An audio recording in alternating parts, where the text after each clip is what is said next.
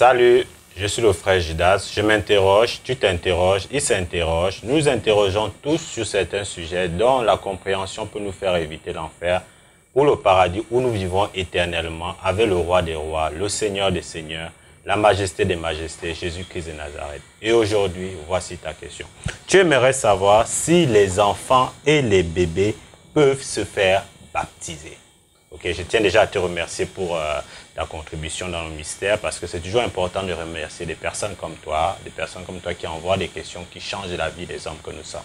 Ok, parce que ce n'est qu'à partir de ce genre de questions que nous pouvons ensemble percer le mystère des Saintes Écritures, ok, et pour nous préparer efficacement pour le retour du Fils de l'homme, pour le retour de Jésus-Christ de Nazareth. Parce qu'il faudrait que nous soyons tous prêts lorsqu'il viendra.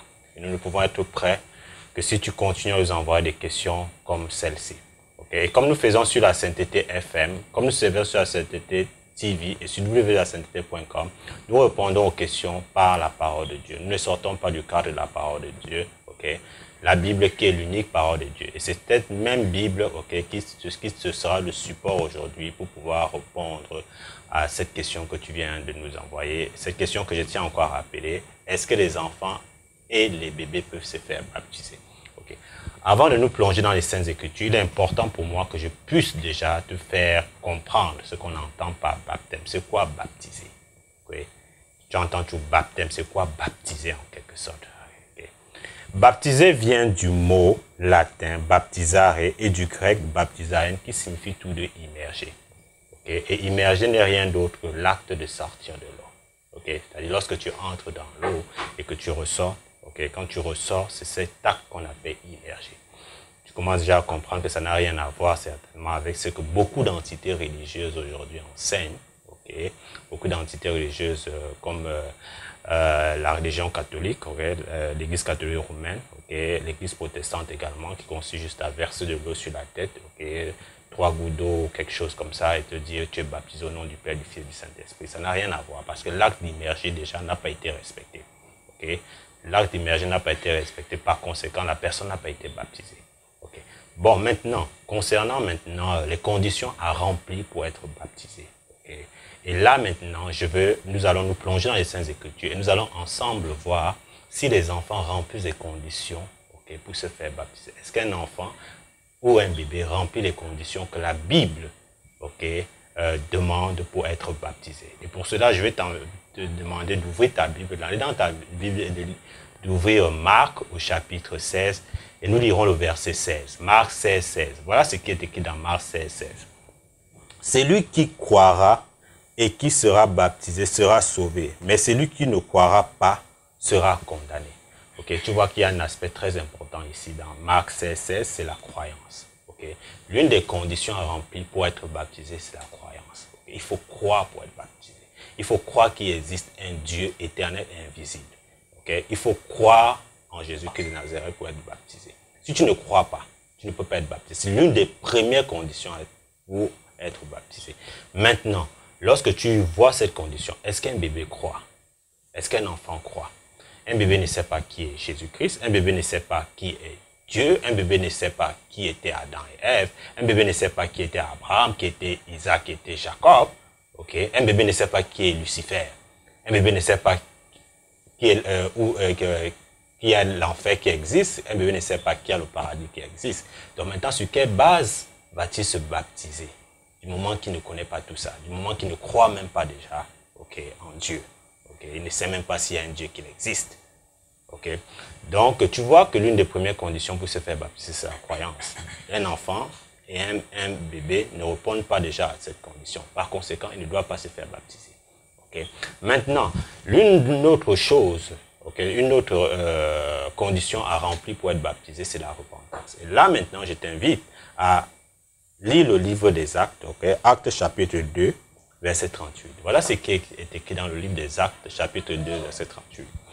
Pierre lui dit, « Repentez-vous et que chacun de vous soit baptisé au nom de Jésus-Christ pour le pardon de vos péchés et vous recevrez le don du Saint-Esprit. » Repentez-vous.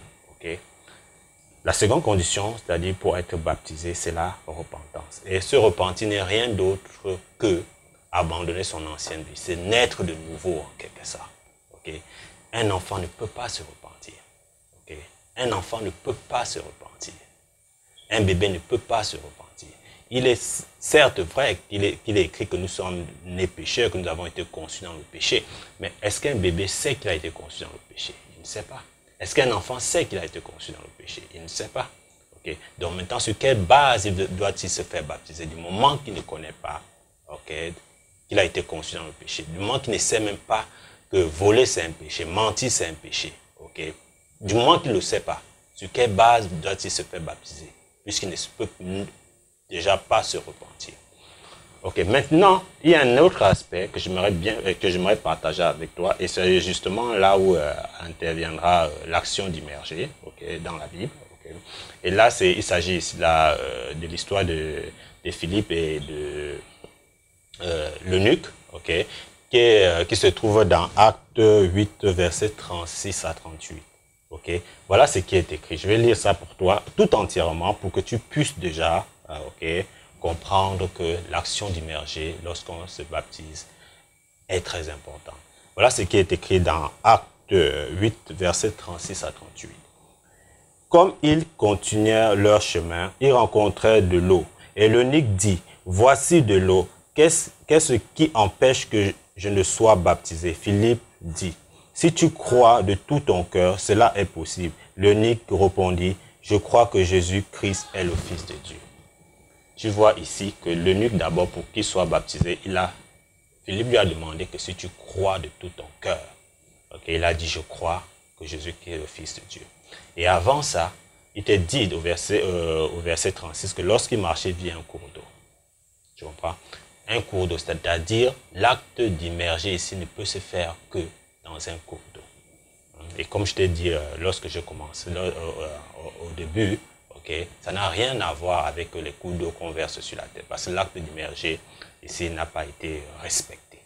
Okay. Bon, maintenant, il y a une autre parenthèse que j'aimerais souligner avant certainement de te quitter, c'est que le baptême des enfants ne doit pas être confondu avec la consécration d'un enfant. Okay. La consécration d'un enfant est bien biblique, okay, parce que Jésus-Christ, okay, il a été consacré, okay, selon ce qui a été dit dans l'Ancien Testament. Okay. Tu peux lire la consécration de Jésus-Christ dans Luc 2, verset 22 à 23. Okay. Là où le Seigneur demande que tout mal lui soit consacré. Tu peux le retrouver dans Exode 13, 12. Okay, dont la consacration d'un enfant est biblique. Okay, ça n'a rien à voir avec le baptême. Okay, parce que c'est une loi du Seigneur que tout mâle lui soit consacré. Tout premier mâle lui soit consacré. C'est une loi du Seigneur.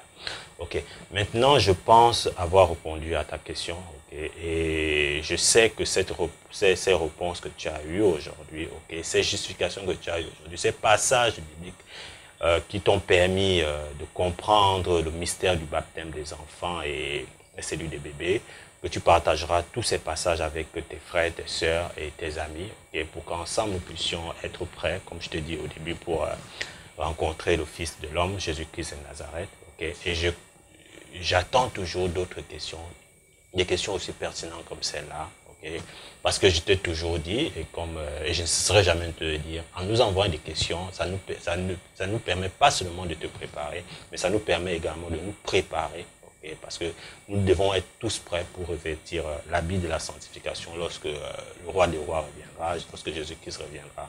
Et cet habit ne peut être porté, okay, que lorsque nous maîtrisons, okay, sa parole, pas seulement maîtriser, mais lorsque nous mettons en pratique tout ce qu'il enseigne dans sa parole. Okay. J'attends d'autres questions sur notre adresse email, la sainteté, comme le chiffre 1, @gmail.com, et je me ferai un plaisir de te répondre.